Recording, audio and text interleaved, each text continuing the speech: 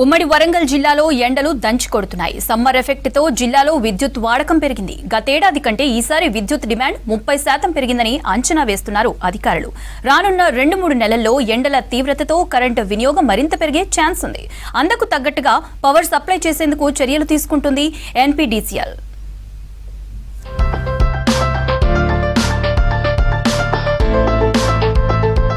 రాష్ట్రమంతటా ఎండల తీవ్రత పెరిగింది. ఉదయం 9 నుంచే ఎండలు దంచి కొడుతున్నాయి. రాత్రి ఉక్కపోత ఉంటుంది. వరంగల్ ఉమ్మడి జిల్లాలో ఎండల నుంచి ఉపశమనం కోసం ఫ్యాన్లు, ఏసీలపై ఆధారపడుతున్నారు పబ్లిక్. కూలర్లు ఉన్నవారు ఏసీలు, ఇంట్లో ఒక్క ఏసీ ఉన్నవారు 2-3 ఏసీలు ఏర్పాటు చేసుకుంటున్నారు. దీంతో జిల్లాలో విద్యుత్ వినియోగం పెరిగింది.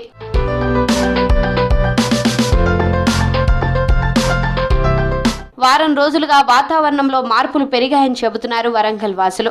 ఫిబ్రవరి 1 నుంచే ఏసీలు వాడడం తప్పనిసరి అయిందంటున్నారు. సాధారణంగా ఏప్రిల్ 2వ వారం నుంచి ఏసీల అవసరం ఉండేదని, ఇప్పుడు ఫిబ్రవరి నుంచే ఏసీలపై ఆధారపడాల్సిన పరిస్థితి వచ్చిందని, ఏసీల వాడకంతో కరెంటు బిల్లు పెరిగే అవకాశం ఉందని చెప్తున్నారు.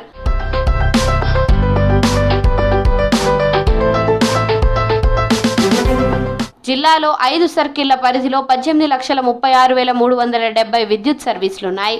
గృహ వినియోగదారులు 12,50,009, కమర్షియల్ 1,52,148, పరిశ్రమలకు 8,925, కుటీర పరిశ్రమలు 2,092, వ్యవసాయ సంబంధిత సర్వీసులు 3,92,879 ఉన్నాయి. హన్మకొండ సర్కిల్లో 48,42,084 సర్వీసులున్నాయి.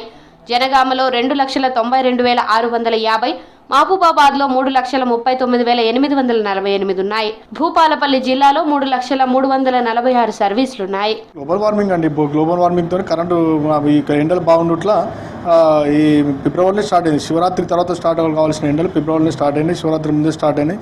పొద్దుటి పూట బయటకు వస్తే కాస్త చలిగా ఉంటుంది, లోపల మాత్రం ఎండ బాగానే ఉంటుంది, ఉడకపోతే బాగానే ఉంటుంది. ఫ్యాన్ వేసుకునే వాళ్ళు ఇప్పుడు ఫ్యాన్ లేకుండా ఉండలేకపోతున్నారు. సమ్మర్ ఎఫెక్ట్ తో ఉమ్మడి వరంగల్ జిల్లాలో విద్యుత్ డిమాండ్ పెరిగింది. ఫిబ్రవరిలో గత ఏడాదితో పోలిస్తే ఈసారి గత 4 రోజులుగా వరుసగా విద్యుత్ డిమాండ్ పెరిగింది. 2024లో హన్మకొండ సర్కిల్లో ఫిబ్రవరి 7న 4.85 మిలియన్ యూనిట్లు వినియోగించారు. ఈసారి 5.058 మిలియన్ యూనిట్లు కరెంటు వాడారు. భూపాలపల్లిలో గతేడాది 11న 6.81 మిలియన్ యూనిట్లు ఉండగా 2025లో ఇదే రోజు 8.26 మిలియన్ యూనిట్ల డిమాండ్ ఉంది.